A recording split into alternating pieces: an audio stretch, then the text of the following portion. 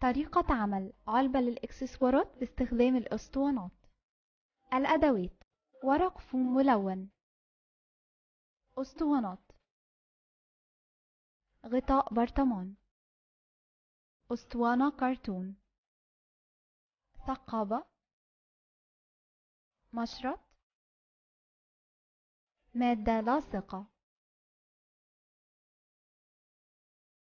نستخدم الثقابة في عمل دوائر بورق الفوم متعدد الألوان، ثم نقوم بتثبيت الدوائر الصغيرة على الأسطوانة باستخدام المادة اللاصقة.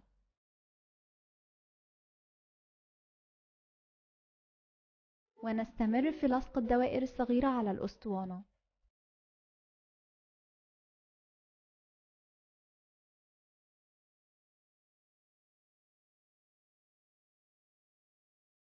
نكرر الخطوة السابقة حتى الانتهاء من تغطية الأسطوانة بالكامل.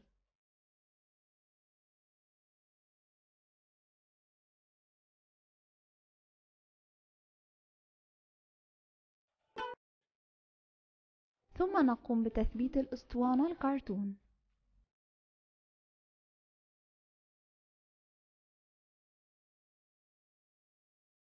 ونقوم بعمل دائرة من ورق الفوم وتفريغها من الداخل.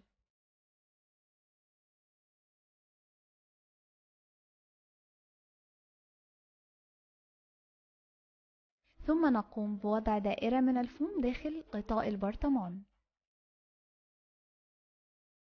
وبعد ذلك نقوم بعمل شريط طولي من ورق الفوم، ونقوم بلصق الشريط الطولي على البرطمان باستخدام المادة اللاصقة.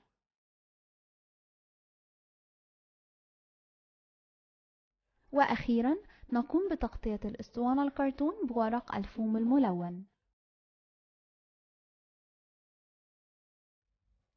للمزيد من الفيديوهات اشترك في القناة، تابعنا على فيسبوك أو زوروا موقعنا.